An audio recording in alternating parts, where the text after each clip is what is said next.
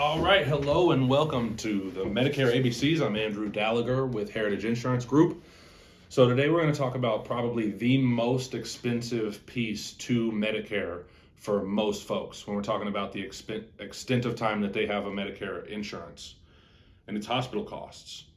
So there are a few different ways people handle their insurance when it comes to Medicare, so we'll talk about all of them, but hospital costs can be the most costly piece of the Medicare puzzle.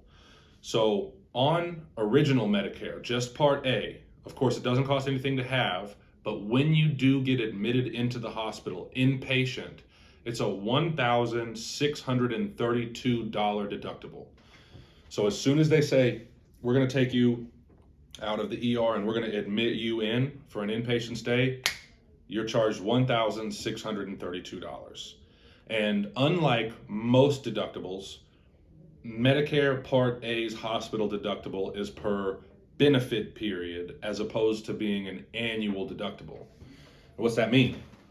Well, a benefit period starts the day that you're admitted and it ends on the 60th day you've been out of the hospital without an inpatient hospital stay. So if you go in to the hospital January 1st, you're released January 2nd.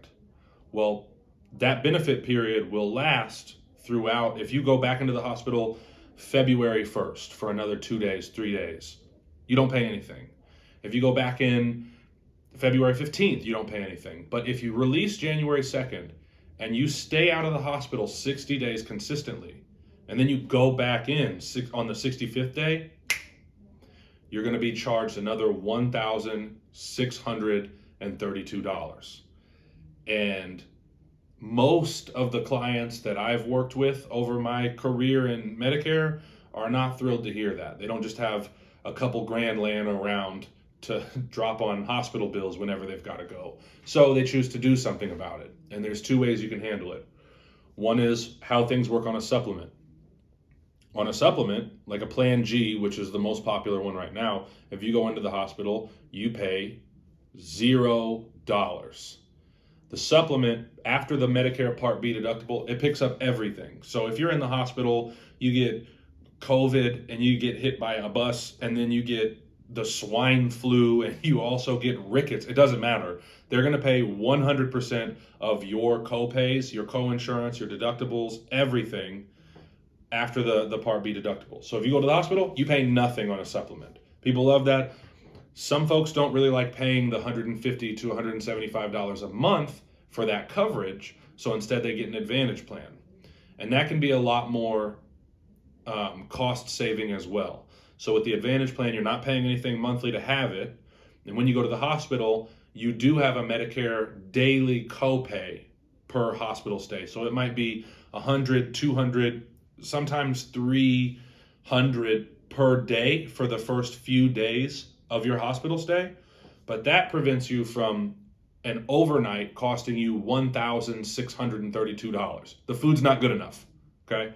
So on the Advantage plan side, if you're there for 2-3 days, you're going to pay like $300, $400, maybe $500 versus the supplement where you're going to pay nothing versus original Medicare where just showing up and staying a night is going to cost you $1,632. There's a right way to handle it for every person based on their relationship to money, their financial goals, and their perspective on what insurance is supposed to do for them.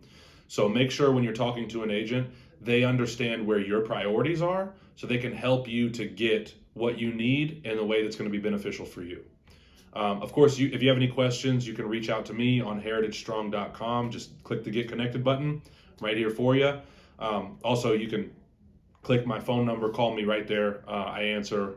Unless I'm with a client, I answer. Please don't call at 3 a.m. But that's it for hospital costs. I hope that didn't scare you off.